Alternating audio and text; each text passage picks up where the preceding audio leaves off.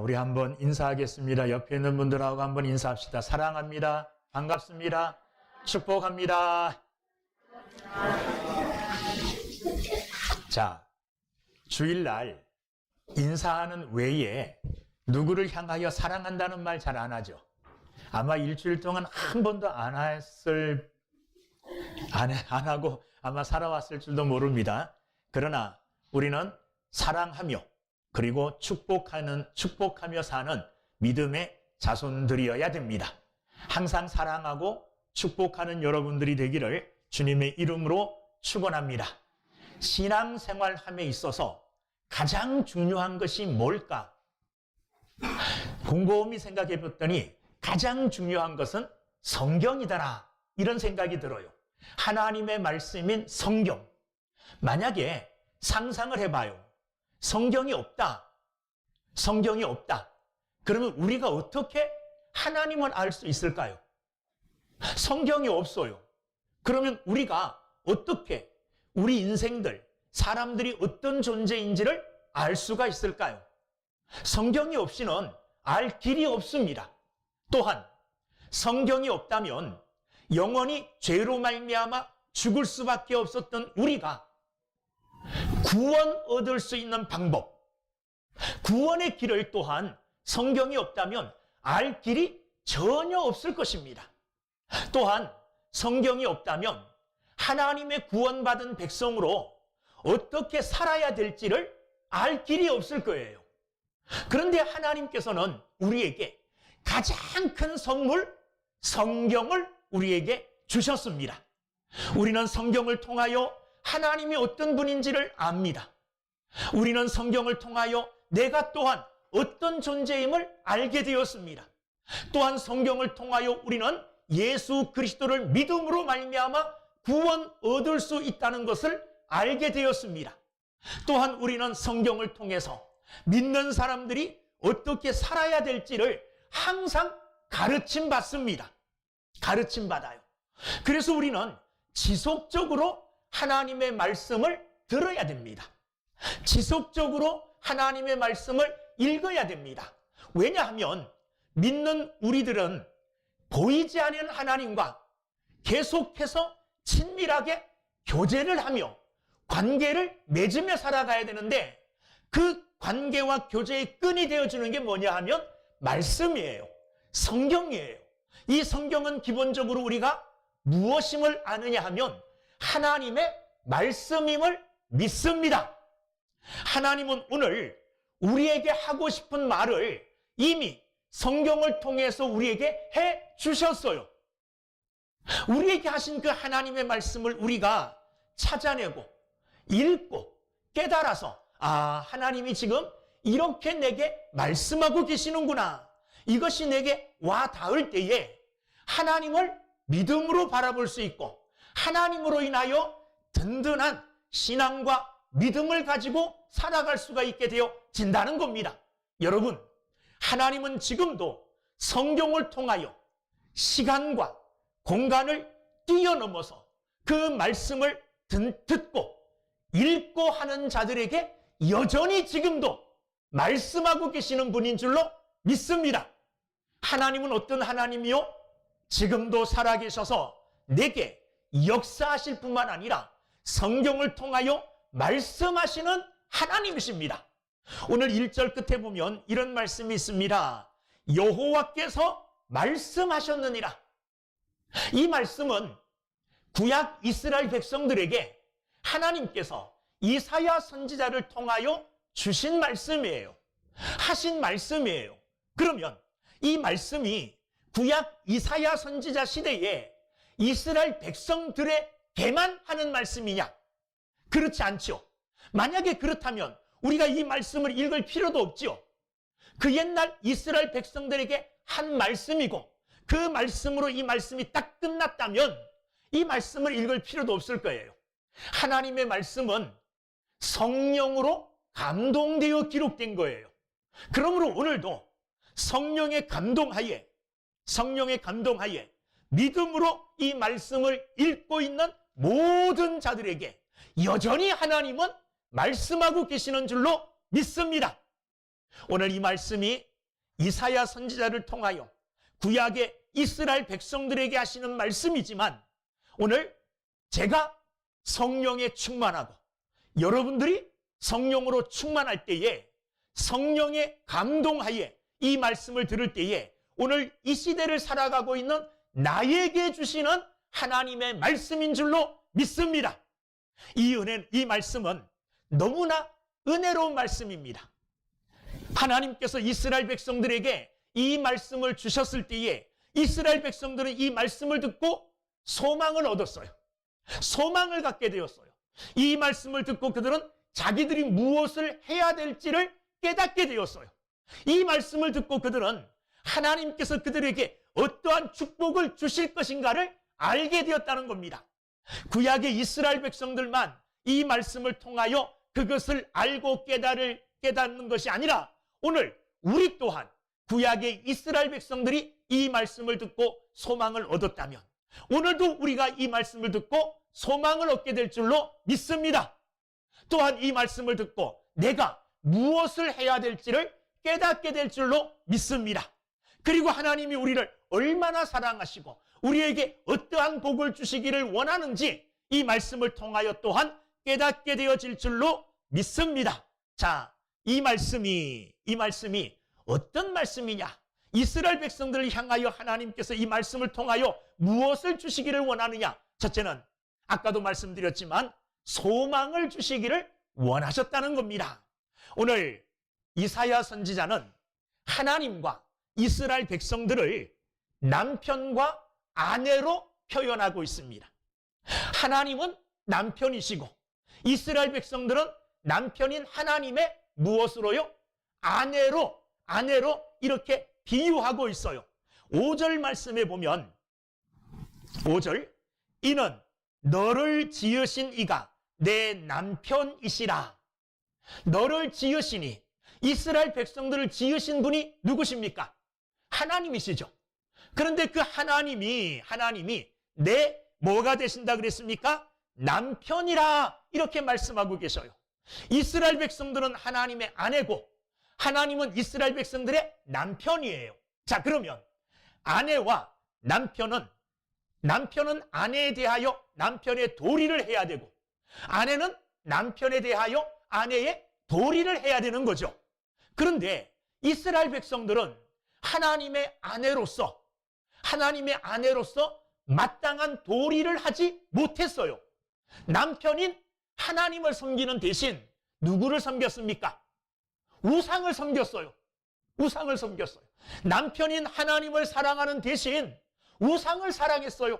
세상을 사랑했어요. 여러분, 아내가 남편에 대한 아내의 도리를 다하지 못할 때에 그 관계는 깨어지게 되어 있습니다. 그래서 남편인 하나님과 아내인 이스라엘 백성들이 깨어지게 됐습니다. 그 관계가 단절돼 버리게 되었어요. 하나님은 아내의 도리를 다하지 못하는 이스라엘 백성들에게 진노하사 그들을 바벨론에 팔아버렸어요. 바벨론에 그들은 하나님의 진노로 말미암아 포로로 끌려가는 이런 일을 겪게 되었다는 겁니다. 하나님의 심판으로 바벨론에 포로로 끌려간 이스라엘 백성들은 이방 땅에서 수치를 겪고 이방 땅에서 고통을 겪는 이와 같은 힘든 삶을 살게 되었습니다. 이런 이스라엘 백성들의 상태를 오늘 1절에서는 뭐라고 말씀하시느냐? 1절 중간쯤 보면 홀로 된 여인의 자식이 그랬어요. 홀로 된 여인이라고 말하고 있습니다. 남편인 하나님과 함께하는 여인이 아니라 이제 남편인 하나님을 떠난 홀로 된 여인이라고 표현하고 있어요. 자, 남편이 없으니까 뭐 못합니까? 아이를 가질 수 없죠. 남편이 없으니까 아이를 가질 수도 없고 아이를 낳을 수도 없고 아이를 낳을 때에 산고를 겪는 이런 경험도 하지 못하는 가련한 처지가 되고 말았다는 겁니다. 이스라엘 백성들이 이렇게 된 이유는 뭐냐? 남편이신 하나님, 생명의 주인이신 하나님, 이스라엘 백성들을 자기 백성으로 삼으시고 사랑을 아낌없이, 은혜를 아낌없이 부어주신 이 하나님을 뭐 한 겁니까? 떠난 거예요. 하나님을 떠남으로 말미암아 이스라엘 백성들에게는 이와 같은 고통과 이와 같은 수치와 이와 같은 부끄러움이 찾아오게 되었다는 겁니다. 그런데 여러분, 오늘 1절 말씀을 보십시오. 하나님은 이런 이스라엘을 향하여 뭐하라 그러느냐? 놀라운 말씀을 하고 계십니다.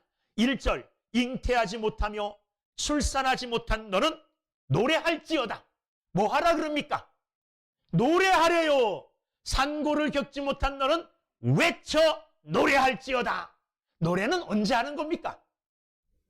사실 노래는 슬플 때 하기보다는 즐거울 때 하는 거예요. 이 노래하라는 것은 즐거움의 노래예요. 기쁨의 노래예요. 하나님께서 왜 이런 수치를 당하고 있고 부끄러움을 당하고 있는 이스라엘 백성들을 향하여 홀로 된 여인과 같이 아이를 갖지 못하고 아이를 출산하지 못하고 출산의 고통을 겪지 못하는 이런 이스라엘 백성들을 향하여 왜 노래하라 그랬느냐? 외쳐 노래하라 말씀하셨느냐? 그 이유는 하나님께서 다시 자신을 떠난 이스라엘 백성들, 자신을 배반하고 떠난 아내인 이스라엘 백성들을 하나님께서 다시 뭐 하시겠다는 거예요? 사랑하시겠다는 거예요. 깨어진 이 관계를 하나님께서 회복하시겠다는 겁니다. 그러니 너는 뭐하라? 노래하라. 외쳐 노래하라. 이렇게 하나님께서는 그들에게 말씀하고 계시는 겁니다. 물론 깨어진 이 하나님과 이스라엘의 관계가 저절로 회복되어지는 건 아닙니다. 그리고 고통을 당하고 수치를 당하고 있는 하나님의 아내 되는 이스라엘 백성들의 공로 때문도 아닙니다. 무엇으로 말미암아 깨어진 하나님과 이스라엘 백성들과의 관계가 회복되어지느냐? 이사야 54장 전에 53장 5절과 6절을 읽어보면 그가 찔림은 우리의 허물 때문이요 그가 상함은 우리의 죄악 때문이라. 그가 징계를 받음으로 우리는 평화를 누리고 그가 채찍에 맞음으로 우리는 나음을 받았도다. 우리는 다 양 같아서 그릇 행하며 각기 제 길로 갔거늘 여호와께서는 우리 모두의 죄악을 그에게 담당시키셨도다. 할렐루야. 아멘. 여러분, 하나님과 이스라엘 백성들의 관계 회복은 이스라엘 백성들의 노력, 공로 때문이 아니에요. 전적인 하나님의 은혜 때문임을 믿으시기를 주의 이름으로 축원합니다. 하나님께서 이스라엘 백성들의 죄악을 대신 담당하셨어요. 예수 그리스도의 대속적인 죽음, 바로 이 죽음을 통하여 하나님은 하나님을 떠난 이스라엘 백성들의 죄를 용서해 주시고 그를 다시 받아주시기로 했다는 겁니다. 이게 하나님의 끝없는 무한한 우리를 향하신 은혜인 줄로 믿습니다. 사랑하는 여러분들, 하나님은 자신을 희생시켜 하나님과 이스라엘 백성들과의 관계를 다시 회복해 주셨습니다. 우리도 마찬가지입니다. 이스라엘 백성들 못지않게 우리도 억만 죄악을 지어서 그 죄로 말미암아 하나님을 떠나고 그 죄로 말미암아 영원히 하나님의 심판 아래 있어야 마땅한 존재가 저와 여러분들인 줄로 믿습니다. 하나님이 보시기에는 진노의 자식들이에요. 진노의 백성들이에요. 그런데도 불구하고 하나님은 이런 우리를 다시 사랑해 주시기로 작정하셨습니다. 그래서 하나님의 사랑을 우리에게 이 땅에 나타내시고 표현해 주셨는데 그 하나님의 사랑의 표현이 예수님이 이 땅에 오신 거예요. 우리가 다 잘 아는 요한복음 3장 16절. 저는 예수 믿었던 어린 시절 유치원 때부터 이 말씀을 계속 암송해요. 잊어버리지 않아요. 3장 16절 시작. 하나님이 세상을 이처럼 사랑하사 독생자를 주셨으니 이는 저를 믿는 자마다 멸망치 않고 영생을 얻게 하려 하심이니라. 하나님이 세상을 이처럼 사랑하사 독생자를 주셨다는 거예요. 하나님의 사랑이 예수 그리스도를 통하여 우리에게 임하게 되어지고 예수님은 하나님의 귀한 사명을 안고 이 땅에 와서 저와 여러분들을 위하여 대신 십자가에 못 박혀 죽음으로 하나님께서는 우리의 죄를 용서해 주시고 예수님 때문에 저와 여러분들을 다시 하나님의 백성으로, 다시 하나님의 사랑하는 자녀로 하나님께서는 받아주셨습니다. 이제 우리는 홀로 된 여인과 같이 외로운 사람들이 아닙니다. 하나님의 사랑을 입은 자들이에요. 하나님의 은혜를 입은 자들이에요. 하나님께서 우리를 다시 받아주시겠다, 사랑해 주시겠다, 다시 아내로 맞이해 주시겠다. 하나님께서 우리를 향하여 그 사랑을 보여주시고 그렇게 우리를 다시 맞이해 주셨어요. 결코 우리는 외로운 존재들이 아닙니다. 이스라엘 백성들처럼 포로로 끌려가서 주변 환경과 여건이 정말로 힘들고 소망이 전혀 없는 그런 상태에서도 하나님은 그들을 향하여 노래하라 그러지 않았습니까? 오늘 우리도 하나님이 우리를 사랑하심을 믿고 그 하나님의 사랑하심을 붙잡고 언제든지 어떤 상황 가운데서도 노래할 수 있는 믿음의 사람들이 되기를 주의 이름으로 축원합니다. 하나님께 찬양하고 하나님께 노래할 수 있는 이것을 막을 것은 아무것도 없어요. 왜냐하면 예수 그리스도로 말미암아 하나님과 회복된 관계, 이것보다 더 큰 은혜가 없어요. 이것보다 세상에 더 중요하고 더 큰 일이 없어요. 그러므로 이 일로 인하여 우리는 하나님을 향하여 항상 노래하고 또 노래하고 찬양하는 사람들이 돼야 될 줄로 믿습니다. 여러분, 예전에 욥이라는 사람이 있었습니다. 아주 오래전에. 이 욥은 엄청난 하나님의 축복을 받아 은혜 가운데 살다가 졸지에 큰 고난을 겪게 됩니다. 가진 재산을 다 잃어버립니다. 사랑하는 10남매가 있었는데 이 남매들 다 잃어버립니다. 그리고 자기 몸에는 또 악질이 찾아와서 몸은 끈질없고 죄 가운데 앉아서 죄를 머리에 뿌리면서 기와장으로 몸을 끌고 모든 아픔과 고통을 다 겪었습니다. 그런데 그와 같은 아픔과 고통 가운데서도 욥이 한 일을 생각해 보세요. 욥이 뭐 했을 것 같습니까? 하나님, 왜 나를 이런 어려운 지경에, 왜 나를 이런 고통 가운데 몰아넣습니까? 하나님을 원망하지 않았습니다. 욥기서 1장 21절에 보면 내가 모태에서 적신이 나왔은즉 또한 적신이 그리로 돌아가올지라 주신 자도 여호와시요 취하신 자도 여호와시오니 여호와의 이름이 찬송을 받으실지어다. 다 잃어버렸어요. 고통 가운데서도 여호와의 이름이 찬송받기를 원했다는 겁니다. 여러분, 어떤 어려움과 위기와 아픔 가운데서도 고통 가운데서도 하나님이 나를 사랑하시고 다시 나를 받아주셨다는 이 사실로 말미암아 찬양하고 노래하는 여러분의 인생이 되기를 주님의 이름으로 축원합니다. 우리는 바울과 실라를 또 잘 알지 않습니까? 바울과 실라가 하나님의 복음의 말씀을 전하려고 여기저기 다니면서 수고를 했어요. 그러다가 빌립보 가서 복음을 전하다가 잘못되어 붙잡혀서 감옥에 갇히게 되었습니다. 여러분, 우리가 아니라 저 같으면 원망했을 줄 몰라요. 하나님, 내가 딴짓 했습니까? 내가 나쁜 짓 했습니까? 내가 어려움을 무릅쓰고 힘들고 고통스러운 이 모든 주위 환경을 다 이겨내고 내가 지금 복음 전하고 있지 않습니까? 하나님의 말씀을 전하고 주의 일을 하고 있지 않습니까? 그런데 왜 나에게 상은 주지 못할지언정 왜 이런 감옥에 나를 가둡니까? 이렇게 원망하지 않았습니다. 밤중에 바울과 실라는 뭐 했다 그럽니까? 찬송했다 그럽니다.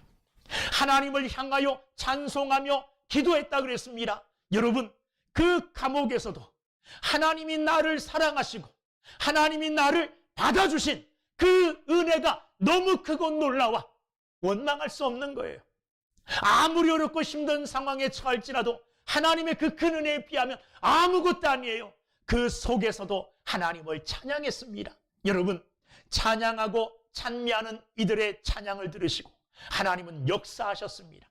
옥터가 움직이게 하시고 옥의 문이 열려지게 하시고 그들이 걸어 나갈 수 있도록 하나님이 함께 하셨어요.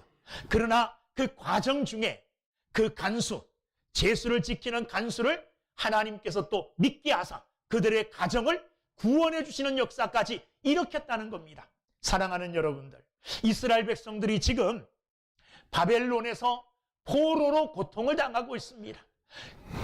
고향을 떠나고 모든 재산 이런 거 다 잃어버리고 먼 타국의 노예처럼 포로로 끌려갔어요. 얼마나 어렵고 힘든 처지에 있습니까? 마치 홀로 된 여인처럼 아이를 잉태하지 못하고 낳지도 못하고 출산의 고통도 겪지 못하는 기쁨이 없는 이런 삶 속에서도 하나님은 그들을 향하여 이렇게 말씀하십니다. 노래하라, 외쳐라, 그리고 또 노래하라. 왜 그렇습니까? 하나님이 이제부터 너의 남편이 되어 주시겠다는 겁니다. 그래서 1절에 보면 홀로 된 여인의 자식이 남편 있는 자의 자식보다 많음이라 여호와께서 말씀하셨느니라. 이제 하나님께서 다시 그들의 남편이 되어 주셔서 그들로 하여금 출산하게 하시고 그들로 하여금 자녀를 얻게 하사 그들을 번성케 주시겠다는 겁니다. 이게 얼마나 놀라운 하나님의 위로의 말씀, 소망의 말씀입니까? 여전히 하나님은 오늘도 우리에게 소망의 말씀으로 우리에게 위로하여 주시고 우리를 붙잡아 주십니다. 여러분, 하나님이 다시 우리를 사랑해 주셨습니다. 예수 그리스도로 말미암아 하나님의 자녀가 되었습니다. 천국 백성이 되었습니다. 여러분, 어떤 상황과 어떤 근심과 고통 속에서도 찬양할 수 있는 믿음의 사람들이 다 되시기를 주님의 이름으로 축원합니다.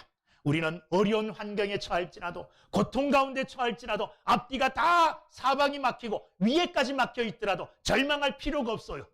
그때도 우리는 노래할 수 있는 믿음의 사람이 될 수 있기를 주님의 이름으로 축원합니다.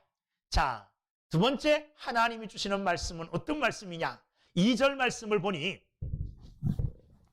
내 장막터를 넓히며 내 처소의 휘장을 아끼지 말고 널리 펴되 너의 줄을 길게 하며 너의 말뚝을 견고히 할지어다. 하나님께서 무슨 말씀을 주시느냐 하면 이러이러하게 일해라. 그들에게 할 일을 주셔요. 하나님의 말씀은 우리에게 때로는 소망의 말씀이 됩니다. 또 어떨 때는 하나님의 말씀이 우리를 움직이게 해요. 하나님의 말씀이 우리를 일하게 해요. 하나님은 이스라엘 백성들에게 두 번째, 그들에게 이런 일을 해라, 사명의 말씀을 주고 계시는 것을 우리가 알게 되어집니다. 자, 1절 말씀처럼 하나님은 다시 이스라엘 백성들과의 관계를 회복하고 그들을 아내로 맞이하여 다시 이스라엘 땅으로 돌아오게 해 주실 것입니다. 자, 그들이 이스라엘 땅으로 다시 돌아오게 되어지면 뭐 해야 됩니까? 성을 다시 쌓아야 되죠. 성전도 다시 쌓아야 되죠. 집도 다시 지어야 되잖아요. 장막도 다시 지어야 되잖아요. 그런데 돌아오게 될 이스라엘 백성들에게 이제 너희들이 장막을 짓되 어떻게 지으라고 말씀하시느냐? 2절 말씀, 내 장막터를 넓히며 내 처소와 휘장을 아끼지 말고 널리 펴되 너의 줄을 길게 하며 너의 말뚝을 견고히 할지어다. 무슨 말이냐 하면 돌아와서 이제 장막을 짓게 되는데 작게 짓지 말라는 겁니다. 어떻게 지으라는 겁니까? 크게 지으라는 겁니다. 할렐루야. 하나님이 왜 장막을 지을 때 이제 내 장막터를 넓히며 왜 크게 지으라고 이스라엘 백성들에게 말씀하고 계실까요? 이유 없이요? 아닙니다. 하나님께서 그들의 장막을 크게 지으라고 하시는 이유는 하나님의 축복이 크다는 거예요. 하나님의 축복이 크다는 겁니다. 이제 내가 다시 너희들과 남편과 아내의 관계를 회복했으니 남편으로 너희들에게 마음껏 축복하겠다. 그러면 내가 축복하는 이 축복, 작은 게 아니라, 아주 조금이 아니라 내가 엄청난 큰 복을 줄 터이니 너는 장막을 크게 지어라. 장막을 크게 지어라. 우리가 흔히 하는 말씀 중에 이런 말이 있지 않습니까? 시편 81편 10절, 내 입을 크게 열라. 내가 채우리라. 하나님이 하신 말씀이에요. 내 입을 크게 열어라. 그러면 크게 연 것만큼 내가 채워주겠다. 이게 하나님이세요. 하나님께서 이스라엘 백성들에게 그렇게 장막을 크게 지으라는 말은 하나님이 주시는 소망과 하나님이 주시는 축복이 그들이 사실은 감당하기 힘들 정도로, 벅찰 정도로 엄청나게 큰 축복을 준비하고 계신다는 말이에요. 그러니 너희는 이 축복을 담을 그릇을 뭐 하라는 거예요? 준비하라는 겁니다. 어떻게 해요? 크게. 자, 장막을 크게 짓기 위하여 첫째는 내 장막 틀을 넓히라, 그렇게 말했습니다. 장막을 짓기 위하여 틀을 만들 때에 그 틀을 일단 넓게 크게 잡으라는 겁니다. 그리고 내 초소의 휘장을 아끼지 말고, 휘장을 이제 쳐서 장막을 만들어야 되는데 그 휘장을 아끼지 말고 크게 넓게 펼치라는 겁니다.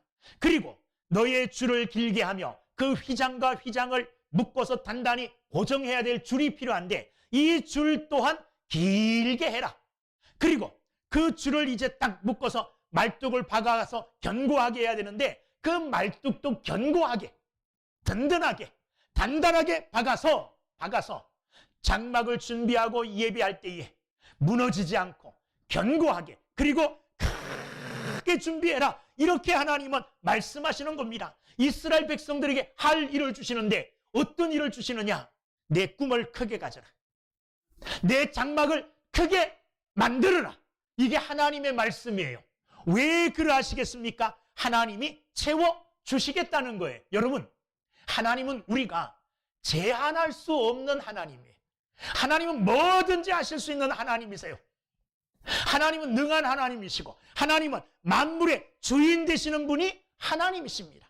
이 크신 하나님을 우리의 조그만 생각으로, 우리의 조그만 믿음으로 요만하신 하나님으로 만들 필요가 없다는 말이에요. 마음껏 하나님이 일하실 수 있도록, 마음껏 하나님이 원대로 축복하실 수 있도록 우리의 장막을 넓게, 크게, 넓게 펼쳐서 크게 만들 때에 하나님은 그 모든 우리가 만든 장막을 충분하게 그리고 넉넉하게 채워주신다는 것을 기억하시기를 주님의 이름으로 축원합니다. 2절에 보면 이런 말씀이 있어요. 내 초소의 휘장을 아끼지 말고 널리 펴되. 장막을 만들 때에, 그리고 하나님께서 축복을 부어주시려고 할 때에, 우리의 그릇을 준비할 때 아끼지 말고 하라는 겁니다. 아끼지 말고. 이 무슨 말이냐 하면 하나님을 향하여 일할 때에, 하나님을 대할 때에 아끼고 인색하면 아끼고 인색한 대로 그 믿음대로 하나님이 채워주세요. 종기만한 믿음이면 종기, 바가지만한 믿음이면 바가지만, 그리고 큰 그릇에 믿으면 그 큰 그릇에 하나님이 채워주신다는 거예요. 그러므로 휘장을 아끼지 말고 펼치라는 겁니다. 하나님을 향하여 여러분의 마음을, 여러분들의 휘장을, 여러분들의 믿음을 마음껏 펼쳐서 하나님께서 원하시는 대로 축복하실 수 있도록, 복을 내려주실 수 있도록 여러분의 믿음의 그릇을 넓게 크게 장만하시고 준비하시는 여러분들이 되기를 주님의 이름으로 축원합니다. 하나님께 드리는 것이 결코 우리에게는 손해가 아니라는 것을 하나님은 말씀하고 계시는 거예요. 휘장을 넓게, 휘장 피는데 아끼지 않고 다 피면 그 핀 것만큼 하나님이 채워주신다는 것 아니겠습니까?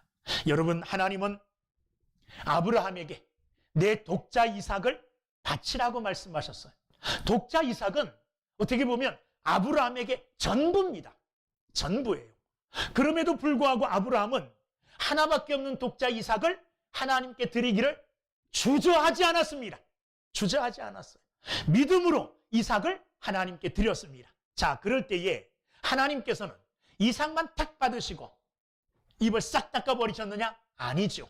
하나님은 이삭을 바치는 아브라함의 믿음을 보시고 아브라함을 믿음의 조상으로, 그의 후손들을 하늘의 별, 바다의 모래알처럼 정말로 번성케 하시는 이런 놀라운 축복을 아브라함에게 주셨다는 겁니다.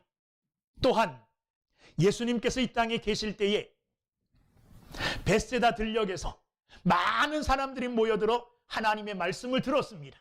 그들은 예수님이 전하는 말씀이 너무너무 달고 귀해서 시간 가는 줄을 몰랐어요. 그 식사 때를 놓쳐버리고 말았습니다. 제자들에게 예수님께서 야, 너희들이 먹을 것 줘라. 제자들이 아무리 찾아봐도 이 넓은 들판에서, 아무것도 없는 들판에서 남자만 5,000명이 넘는 이 많은 사람들을 먹일 수 있는 길이 없어요. 길이 없어요. 그럴 때에 어떤 일이 일어났습니까? 조그만 한 소년이 자기가 먹으려고 싸운 한 끼의 도시락, 거기에는 보리떡 5개, 물고기 2마리만 들어있었어요. 자기 혼자 한 끼 식사로 족한 그런 도시락이었습니다. 그런데 이 도시락을 이 아이는 예수님께 드렸습니다. 예수님께 드렸어요. 그 도시락이 없어졌느냐? 예수님이 그거 혼자 드시고 그냥 입 싹 닦으셨느냐? 그게 아니라는 거죠. 그 도시락을 통하여 5,000명이 넘는 많은 사람들이 배불리 먹고 남은 부스러기를 거두었더니 12강줄에 차고 넘치는 은혜가 있었다는 겁니다. 여러분, 하나님은 우리가 생각하는 거에 더 넘치는, 더 놀라운 하나님이세요.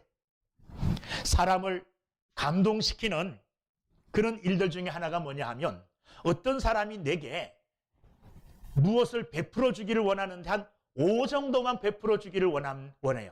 그러면 한 10을 줘버리면 그 사람이 감동한다는 거예요. 하나님은 우리가 구하는 것보다, 우리가 생각하고 우리가 원하는 것보다 넘치도록 주시는 분이 누구냐? 하나님이세요. 얻을 때에 주시느냐? 어느 때에 주시느냐?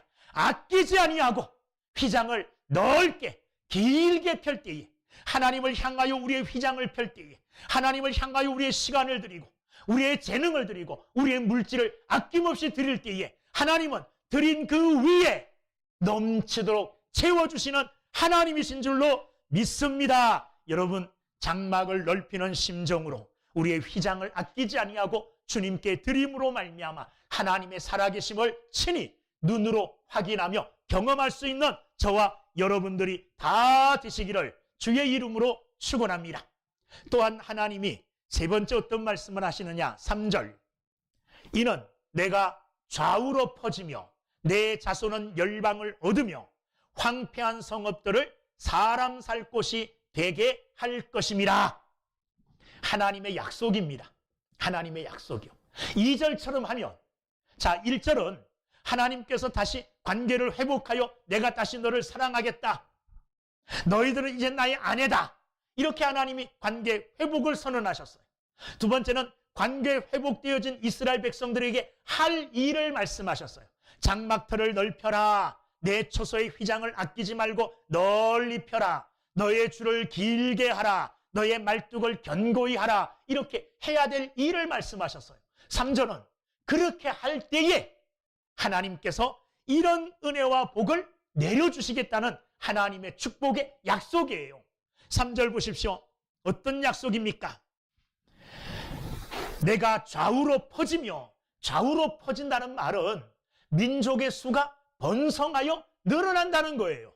그리고 내 자손은 열방을 얻으며, 이것은 어떤 사람, 어떤 나라와 충돌이 생기고 전쟁을 할 때에 다 승리하게 해 주신다는 겁니다. 가서 싸울 때마다 이스라엘은 어디를 가든지 간에 승리하게 되고 그 승리한 곳을 다 정복하여 차지하게 될 것이라는 거예요. 그리고 뒤에 황폐한 성읍들을 사람 살 곳이 되게 할 것임이라. 황폐한 성읍들을 사람 살 곳이 되게 한다는 말은 이스라엘 백성들이 가는 곳마다 그 땅이 그들로 말미암아 복을 얻게 된다는 거예요. 이스라엘 백성들이 가는 성읍들마다 살기 좋은 성읍이 되고 사람 살만한 곳이 되어진다는 거예요. 이스라엘 백성들 덕분에 많은 사람들이 함께 잘 살게 되어지고 은혜와 복을 받게 되어진다는 겁니다. 이 세 가지 축복, 백성의 번성, 그리고 땅의 축복, 그리고 복의 근원의 축복, 어디를 가든지 다른 사람들을 잘 살게 해주는 이런 복의 근원이 되어지고 복의 출구가 되어지는, 통로가 되어지는 이런 축복을 하나님이 그들에게 주시겠다 그랬어요. 그런데 이 축복의 내용은 지금 이스라엘 백성들에게 처음 하는 내용이 아니에요. 아브라함을 불러서 하나님의 백성, 선민으로 삼으시고 하나님의 사람으로 삼으신 후에 아브라함에게 주신 약속이 이 약속이에요. 번성하게 해주시겠다. 땅을 차지하게 해주시겠다. 복의 근원이 되게 해주시겠다. 이게 하나님의 약속이었어요. 여러분, 하나님의 약속은 허언이 아닙니다. 하나님의 약속은요, 헛된 말씀이 아니에요. 반드시 그 말씀대로 이루어지게 될 줄로 믿습니다. 마치 하늘에서 비가 내릴 때에 내린 비가 그냥 그대로 아무런 변함이 없이 하늘로 올라가지 않듯이 내린 비가 땅을 촉촉하게 적시죠. 그래서 땅에 식물이 자라게 하죠. 마치 그와 같이 하나님의 입에서 나온 말씀들도 다 그렇다는 거예요. 이 축복의 약속은 그대로 성취되어집니다. 이스라엘 백성들이 바벨론에서 돌아와요. 그리고 그들의 자손들이 번성하게 되어지고 그들의 자손의 영역이 넓혀지게 되고 이스라엘 백성들로 말미암아 많은 사람들이 복을 받게 되어져요. 궁극적으로 이 영적인 복은 오늘까지도 그대로 내려오고 있습니다. 아브라함과 다윗의 후손인 예수 그리스도를 통하여 구원의 놀라운 축복, 하나님의 백성이 되고 죄 용서받고 하나님 나라를 유업으로 물려받을 이 영적인 축복은 예수 그리스도로 말미암아 지금도 계속해서 이어지고 있다는 사실을 여러분이 믿으시기를 주의 이름으로 축원합니다. 믿음으로 사는 자들에겐 또한 그 앞의 축복들, 자녀들이 번성하게 되어지며 땅을 차지하게 되는 이런 축복까지도 있어지게 될 줄로 믿습니다. 하나님의 교회는요, 홀로 있는 여인같이 외롭지 않습니다. 하나님의 교회가 지금 위축되어지고 있어요. 모든 교회들이 지금 위축되어지고 있습니다. 오늘 저는 아침에 뉴스를 봤는데 이태원에서 그 좁은 골목에서 젊은 청년들이, 어떤 목사님은 이 뉴스를 딱 듣고 내가 설교를 오늘 바꿔서 해야 되겠다 이런 생각까지 했대요. 그 좁은 골목에서 151명인가 아까까지 뉴스 보니까 151명이 사망했대요. 80몇 명이 중상. 그 좁은 골목에서 젊은 청년들이요, 20, 30대 그리고 10대까지. 이거는 엄청난 재앙 아닙니까? 엄청난 재앙. 저는 이 뉴스를 보면서 교회도 책임을 느껴야 된다 이런 생각을 했어요. 오죽 청년들이 갈 데가 없으면 할로윈, 그게 뭔지 잘 모르겠어요. 저는 뭐 우리나라에서 발생한 것도 아니고 외국에서 온 그런 풍속 아닙니까? 그런데 그 할로윈 그 축제 거기 참석하기 위해서요, 몇십만 명이 거기 모였대잖아요. 그 좁은 동네. 그래서 그런 불상사가 일어났는데 젊은 청년들에게 그런 골목에서 귀신 장난하고 뭐 이런 어떤 그런 게 아니라 정말로 살아계신 하나님을 찬양하는 이런 기쁨, 그들이 분출할 수 있는, 그들이 이렇게 막 속 시원하게 터뜨릴 수 있는 이런 활로 길을 열어주는 것이 교회여야 된다고 생각해요. 교회만이 가장 건전하고 교회만이 생명으로 향하는 그런 길을 열어줄 수 있다고 생각해요. 세상에서 그렇게 웃고 즐기고 이걸 하는 것보다요, 교회 와서 하나님을 찬양하는 것이 얼마나 복된 것임을 우리는 알아야 돼요. 얼마 전에 우리 요 앞에 교회 앞에 이 골목 이 도로에서 이 지역 축제를 했어요. 아시죠? 뭐 물건도 팔고 뭐 가수들 와서 노래하기도 그래요. 그 저녁까지 이제 설교 준비하고 집에 갈 때 집에 바로 가지 않고 그 골목을 거쳐서 이렇게 집에 뭐 하나 보려고 골목을 거쳐서 이렇게 갔어요. 근데 무대 위에서 누가 노래를 하는데 가슴이 쿵쿵 그러더라고요. 나오는 음악이 얼마나 강렬한지 제 가슴을 쿵쿵쿵 이렇게 뛰어요.